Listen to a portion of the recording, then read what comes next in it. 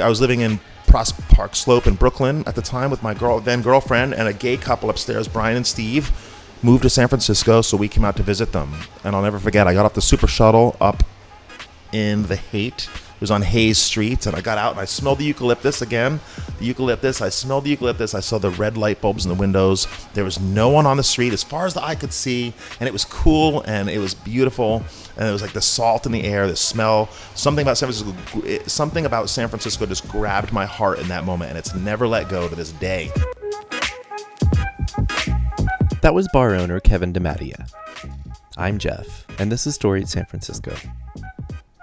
Every week on this podcast, we bring you bartenders, photographers, filmmakers, and other San Franciscans talking about living, working, and doing their thing here. It's a way to get to know your neighbors. Welcome to episode 45, part 2.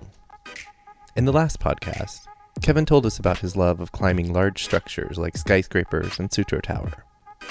In this episode, he goes through his history of bartending and barbacking all over San Francisco. He eventually landed a gig at Bender's Bar and Grill in the Mission, and later became one of its owners. Here's Kevin. I want to talk a little bit about owning a bar and what it takes to own a bar, and how I came into owning a bar, which is a very different route than most people come about it. Which I'm one of the few examples of someone that worked their way into it. No money was given to me. I did it all on my own. And how that came about was I never went to college. I hated school, even though I'm a voracious reader. I just do not like school or anything. So I've never had a good job. I'd work in junkyards where they had me cataloging alternators and parts in some shithole in New Jersey. And I would just go out there and they would find me. I never forgot this. They found me, I was like watching a butterfly. It was like flexing its wings on a fence, and I was transfixed. Like, it was minutes on end. I was just staring at this thing, and it was just a minute of beauty in this world of grime and toxic masculinity, and I was just really enjoying it. And I've had so many jobs where nothing worked, nothing clicked, nothing made sense. I hated every second of it, like most people do their jobs. So all I could do was, I had no skills, so all I could do was take off my clothes. I was a nude model in New York for years. I'd gotten drunk at parties, and as I always like to push boundaries, so I'd be at a party and I would just take off all my clothes, and then people would run out of the room or something. Back when things could be shocking. Now it seems like everything's been done ad infinitum, or nothing is shocking anymore. Was this the 90s by any chance? This was or the late 90s, 80s yeah. or 90s? This was the late 80s, early 90s, yeah. Okay. And so I took off my clothes at parties for years. One time I took cat shit out of the litter box and ate it, and just because someone said, I'll give you $5 to like clear the room out, but you can't be violent or something. And I was like, and then I went over to the litter box and pulled out a piece of cake. It was like a candy bar. It had the crispy outer shell with the little nuggets on it, and I put it in my mouth, and people screaming. They were retching, and I cleared the whole party out. I got my $5. People talked about it for years. And then somebody was like, dude, you should get paid for that. Be a nude model. And I was like, this is great. I'll get paid to take my clothes off. So in New York, that's what I did. I was a nude model for 4 years, all different Art Students League, different places. I would just go in and you'd just take off your clothes and you stand in front of the room and they draw you. And it's a beautiful experience, because I was reading The Agony and the Ecstasy by Irving Stone about Michelangelo. And in some weird way, I felt like I was part of this beautiful artistic tradition, because you smell the plaster and the paints and the oil paints, and you're just surrounded by artists. What a beautiful experience. And being in the middle of the room and having 40 people draw you, paint you, or sculpt you, you get to see yourself through the prism of their consciousness, which is, some people would draw me as looking ferociously like a Cro-Magnon. I'd have this effete, almost like childlike, girlish quality with like soft pink cheeks and soft rounded features. So it's really cool when you're in that kind of environment to see how different people perceive you, So I did that for years. I worked in skateboard warehouses, packaging skateboards up. I had no skill set at all. I moved to San Francisco. I was a trainer at 24 Hour Fitness, and I hated it because you have to be a shark and sell training packages to people. I just wanted to show people how to work out. I fell in love with the city without even seeing a single person. Just the city itself spoke to me, like, without speaking. And And then when I saw that you could be whoever you want to be out here, there was like dreadlocks and piercings and art and music and culture. And it was just everyone that got locked in a locker in high school kind of found their way out here. Everyone that was picked on, the refused, the people that got shat upon and denied. And you come out here and reinvent yourself, be yourself to the nth degree. And I felt that completely and wholeheartedly. Okay. That being said, I still couldn't do anything as far as work. I had no skills. So I was selling eyewear at a place called Vision First, which is still there on Kearney Street between Bush and Pine. And I don't even need glasses, so it was really stupid. And I didn't like it. And then this one fellow, he would come in and he saw my work ethic, that I seemed like I was kind of like on top of things in the shop. I was cleaning and organizing and stuff like that. And he goes, I need somebody to barback for me, and I think you'd be the perfect fit. And I said, well, I can't. I've been here for a year. I can't just walk out. And the caveat was, I need you this weekend. And I said, I can't do it. I'm sorry.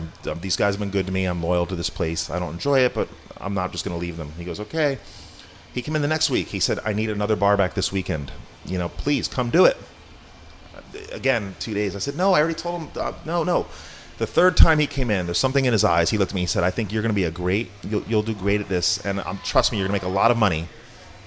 Do this. Something about how he looked at me. I said, okay. I'll do it. I gave them like 3 days notice. I was tearful. I was almost crying. I felt like I was leaving them in the lurch, which I was. But I went and I barbacked for him, and it was at a place that's now called the Century Movie Theaters. It's on Mission between 4th and 5th, and it used to be called Big Heart City. And there's a club downstairs called the Terminator, which is like an old rock and roll. Like a lot of DJs would come in, hip hop, rock and roll and stuff. And this place was cavernous. It was like New York's Limelight. There was like main rooms and side rooms, and it was like sex things going on upstairs, and it was just a wild place. And I came in there, man, and I'm telling you, I took to it like a fish takes to water. I walked in that building and I looked around, and everything made sense to me. I wish that I'd found the bar industry when I was 18 years old. I didn't have to wait till I was 30. I was like 30 when I got into the bar game. I was going to ask, you didn't have any bar experience prior to that? No bar experience, yeah. And I went there, and holy smokes, what a work. I would get there at 4 in the afternoon, and I would work until 9 p.m. when the bar staff would show up. And that's when the bar would open, when the club would open at 9 p.m., and I would get done at 4 a.m. in the morning. And I would work 12-hour shifts every Friday and Saturday straight. And this is dripping sweat. It was a joke because I had a flashlight clenched in my teeth the whole time, so I was on my knees, stocking beer, sprinting around the bar. I had 3 main bartenders that would each ring like between $3 and $4 grand each. It was like the Zeitgeist back then. It was these huge parties where there was no glassware. It was just plasticware. So it was super fast-paced. Everyone's doing drugs. The music's going. It was like the original Remedy, the original house music people like Mark Farina and Doc Martin, and all those guys would come in. Biz Marquis did the New Year's Eve show there in the turn of the century. And what year is this that you This was like 1999, 98, 99, okay. 2000, and then I was only there it closed in 2002, I believe. It shut down. But I loved it. I just worked hard. I'd make like $300 a night. I only got paid $5 an hour. And the boss complained that I worked too much. He's like, the other barbacks do it. They show up at 8 o'clock and they leave at 3, and you're here from 4 until 4. But man, no one did it like I did. It was the bartenders never had to wait. I had the bottle change. If I saw it getting low, I took the bottle out. No one ever had to change a bottle or ask for ice or straws or fruit or anything. It was perfect all the time. And I had 7 bartenders that I had to service, that I had to set up separate bars in other rooms. Bring all the liquor out of one little room. One little storage room held all the liquor. So I had to set up 7 separate bars for people, and then race around all night and make sure they still had everything. It was amazing. That's it was huge. Crazy. 7. And I loved it. And I wasn't there to mac on women or get loaded. I was just there to work. And I had this sincerity, this utter ferocity of intent. I was just working, and nothing. Conversation. I didn't talk to anybody. I looked like I was stressed out. I had the 11s. They call the 11s those 2 vertical lines, but above your nose when you're stressed out. I had the 11s going all the time. But my outward appearance belied the inner serenity. I was like a monk or something. I was so happy just working so hard. I was completely serene inside. I loved just sprinting and working because I knew that I was making money. And the bar industry is great because you can look how you want to look. You could be tattooed and pierced and look all crazy. And you can make a lot of money without any real skill set, Yep. And I was I shot myself in the foot because I was too good of a barback, so no one ever wanted to promote me to bartender because they knew if I was the barback, I would take care of everything. I would even bartend for the bartenders, and they would go out and smoke and do drugs and go get a blowjob in the back room, and I'd take care of them, and they would. So it was a very wild time in San Francisco. A lot of ecstasy, and it's just a really, really fun time. So that being said, so I worked there, and then you know how the bar industry is. If you have one job, you'll more often than not work at 2 or 3, sometimes 4 different places. So I worked. I went from the Big Heart City. I worked at the Black Cat up in North Beach. I worked at this place called the Blind Tiger, which is now the Sip Lounge, which just closed. It's on Broadway and Powell. Oh, yeah. I was there for another 5 years. I worked at the Chi Chi Lounge, which was a 440 Broadway, which was it was like a women's review back in the 40s. I've since found like little matchbooks with some of these addresses on them. So all this time I was living with a woman, and I've always found the best way to save money is you just have to work a lot and just don't have a car or a drug habit or a child, and have reasonably cheap rent, and that's how you can save money. It's just it's an infallible equation. You just work a lot and you don't spend a lot of money.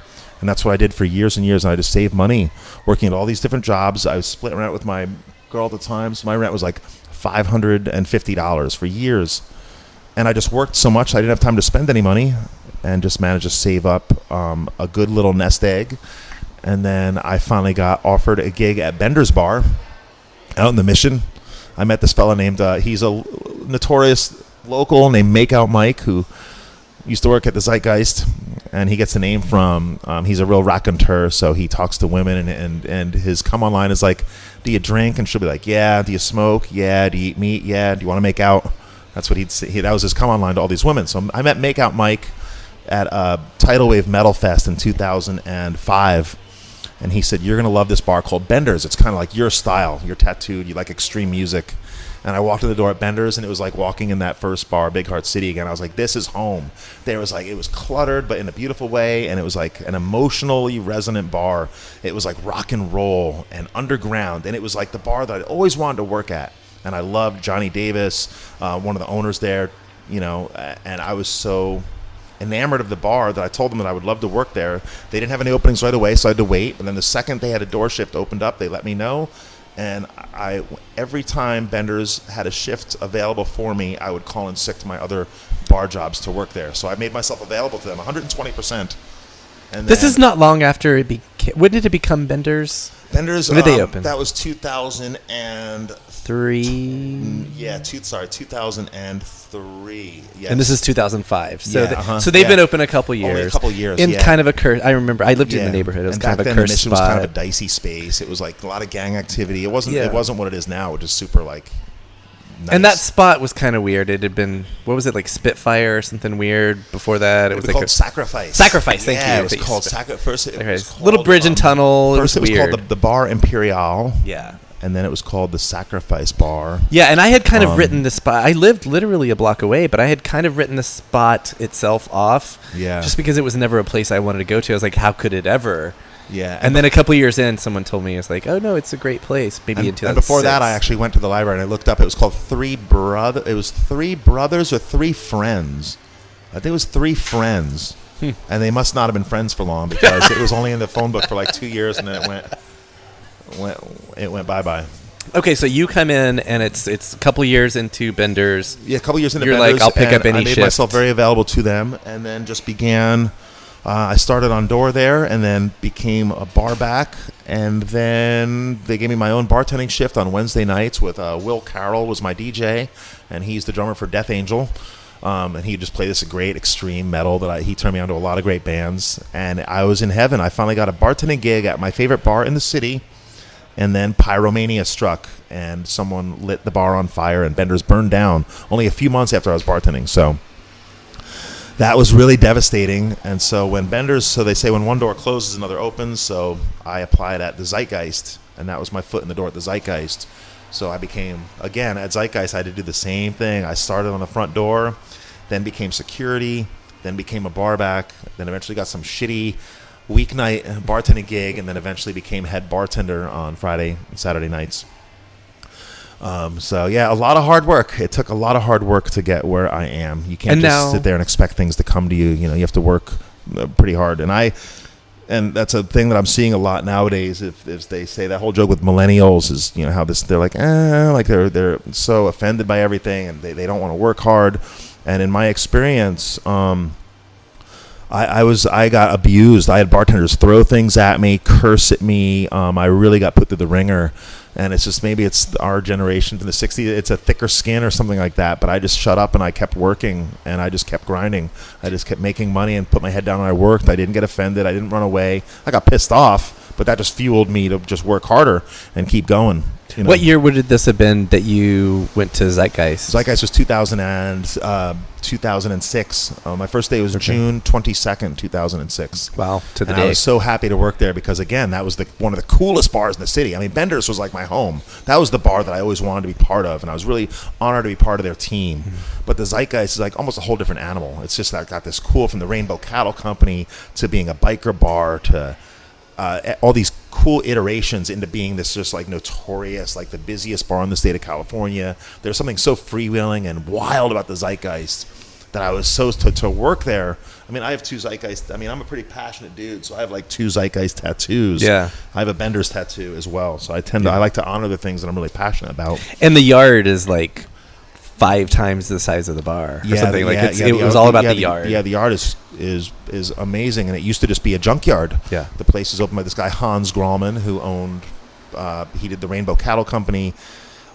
He did the Rat and Raven. He was one of the guys that opened the Cinch up on Polk Street, one of the first gay bars in the city, one of the first fern bars. And when he opened Zeitgeist, people said he was a fool because the overpass was there. It was like a no man's land. And the whole backyard was just, he was a hoarder, so it was just filled with like washing machines and old trucks and just tons and tons of garbage. And as the Zeitgeist got more and more popular, it started out as the Rainbow Cattle Company, so it was kind of a gay bar, and then morphed in Peter Hackett, who works up in the Russian River now, Stumptown Brewery, that's Peter Hackett's place. Peter Hackett came in and took over Zeitgeist. And he named it the Zeitgeist, which means time ghost, spirit of the times also. And as the place got busier and busier, they just kept throwing junk out of the backyard until they have it today, where the only thing left is that old red truck that says Old Field on it. That's in the corner. And yeah, what a wild place. That place is unlike anything that's ever existed before. Now, you have to remember that this is before all these beer gardens popped up in San Francisco. So this place was he was very prescient. Like Hans, that opened it, you know, it was like ahead of the curve. Now there's a brewery and a beer garden like on every corner, and people have copied that formula ad infinitum all over the city. But Zeitgeist was the first and arguably the best, and just the most underground, like real motorcyclists, and the counterculture was there. The people with tattoos and piercings and bike messengers and musicians. It was a dark, weird, dirty, divey place. It was kind of scary to go to and always fun. And before Yelp, before all that, and smartphones, now unfortunately it's turned into like Disneyland. It's like a tourist trap. You know, people go to the Zeitgeist. I worked there, and I liked working there because I like extreme music. Again, that term. I just like metal. I like rock. I like heavy stuff. You know, and now people go there and they're like, ooh, the bartenders have tattoos, and there's Slayers playing on the jukebox, and there's motorcycles in the corner, and it's a scary place. Let's go and get scary and it's just get mimosas. Yeah, it's turned into like a Wally world. It's like people make these pilgrimages to go to Zeitgeist, and it's almost like a badge of honor to get thrown out of Zeitgeist. Like, oh, I looked at the bouncer cross-eyed and I got thrown out. And it was like, we used to go there because we went with people of our birds of a feather would flock together. We'd go there and talk about art and politics and motorcycles and tattoos and bands, and it was like a real cool spot. And now it's like a sea of khaki. Khaki, like an Abercrombie and Fitch, commercial. And so this is while this is while Bender's is rebuilding. Yeah, this is while Bender's was rebuilding. So that's how I got my start at Zeitgeist. And then Bender's reopened in fall of 2007, and then I started bartending there again. And then the rest is history. And I still had, and I was working at Whole Foods at the time, so. to get where I am today, it took an enormous amount of hard work. It took 7 days a week of working at Whole Foods part-time, working at the Skylark Bar, working at Bender's Bar, working at Zeitgeist. It was just, I was working all the time, and you can't help but save money doing that. And I'm liking it to like where I'm at now in life, where I still work hard, but I don't have the energy that I did. And it's like, I liken it to the rocket that went to the moon. The Apollo 11, when it goes up, if you can imagine that enormous amount of thrust and that power, that incandescent ferocity to get that thing out of Earth's gravitational pull into the moon, that's what it took to get me where I am today. It took that amount of work, and I'm like just wrung out. At this point, it took my whole life just to get where I'm at now. Now I'm kind of not free floating, but I'm still going towards the goal. But it takes a lot of energy and a lot of time to get places sometimes. So I was working at Bender's I started again, like I started at the door guy. Then I barbacked for a while. Then they let me have my own bartending shift. Then Bender's burned down 2 months later, and I was inconsolable. Started working at Zeitgeist. Then Bender's rebuilt. So I'm back there bartending again. And then they made me the bar manager because I was such an absolute, manic, neat freak. Minutiae, what do you call it? A micromanager. I'm a classic micromanager. It's insane, and I'm trying to be better, and it's really hard. But so they made me the manager there, the bar manager, and then one of the partners decided to leave, and they asked if I wanted to buy. Me and another fella bought his share of the bar, and I was ecstatic. And luckily, all that hard work and saving that money, I had enough money saved to be able to buy into that share of Bender's. It was the scariest thing I've done in my entire life, scarier than climbing Pseudo Tower, because I took my entire life savings. Because I saved money not knowing what I wanted to save money for. I knew I hated children. I never wanted a child, so it wasn't for a kid. I fucking hate traveling. I'd much rather I could see the world through the safety of my laptop or my computer. I don't need to go there. I don't need to go to fucking Ghana and sweat and get fucking bitten by a tsetse fly or be caught in some war-torn fucking country drinking some rancid water. No, thank you. I don't even want to go to Bermuda and stay in a 4-star hotel. I'm very comfortable in my 1-bedroom apartment, traveling the world from there. So that being said, I saved all that money not knowing why I needed money, but knowing that money just is a good thing to have in this world. So I had that money saved for no reason. I never wanted to own a bar. It just happened to me. That's why I feel kind of weird, because a lot of people, they know what they want to do in life, and I literally blundered into it. I've always said I'm a dishwasher made good. It's just like the right things happened, and I happened to, but all that dedication and stuff, like Bukowski said, dedication without talent is useless. You can want to be the best photographer or the best painter or the best musician, but all the work in the world isn't going to help you if you have no innate talent. And I have a talent for the minutia and the day-to-day of running a bar from the ground up. Like, I know every aspect of this bar, every millimeter of the bar that I'm in, and I love it. At the time, was it just Johnny and Lee? Or who was the owner? Yeah, it was Johnny and Liam and their friend Cam, okay, who was in construction. Okay. And his wife kind of wanted him to get out of the game, so he got out of the game because, the bar life is a rough life. It can chew you up and spit you out if you don't watch your step, which is all the drinking and partying and stuff like that. It's especially not for the faint of heart. A fire and yeah, exactly. Yeah. So he decided to focus on his construction business, and that left an opening. And they knew that I was as honest as the day is long, that I was going to work for them. It was my favorite bar in the city, so it was just like it was a no-brainer. Yeah. So I became part owner of Bender's. And then eventually we started talking about opening another bar. And then around when was that you guys started talking? 2011, I guess, 2011. And then our business partner Cameron found the space at 510 Larkin Street, and we all came down and checked it out. And it was like it was the first place that reminded me of Big Heart City. It's like a place that's so magical that I couldn't even believe what I was looking at. I just saw the potential in this place. And he did as well. And we rebuilt the place from the ground up. It had to be gutted. It was really left in disrepair. The bar had been shat on for years and years and years. Formerly Deco. It was formerly, many iterations. It was called the Domar Club back in the 40s. It was called Irene's Domar Club. It was called Jezebel's Joint, the Deco Bar, the Deco Lounge. Both gay community and hip-hop community. Exactly, yeah. It was a pretty special There's place. some history here. It was a lot of history, a lot of real fun, just like how Big Heart City was. It was like a lot of just history and wild parties and just sexual abandon and real old school down and dirty San Francisco. But I just fell in love with the space. We all did, and we just all still worked all of our jobs, and then we'd come here on any free time that we had, and we ripped this place down to the studs and rebuilt it. It has a good feng shui, as they say. It's got just a very good feel to the bar. It's kind of very open concept, and it's not claustrophobic at all. And there's all these different microclimates, like microenvironments. And we opened it in June of 2013. And we just had our 5-year anniversary a couple weeks ago. And yeah, and this is my dream come true. I'm living the dream. I'm doing what I love to do, and it's my, I absolutely love owning a bar and all the work that it entails, and everyone that I work with, and all the customers. So I'm a very, very happy person at this point. So all that hard work paid off. Check back next week when we'll hear stories from belly dancer Pepper Alexandria. Music for this episode is by Otis McDonald, aka Joe Bigale.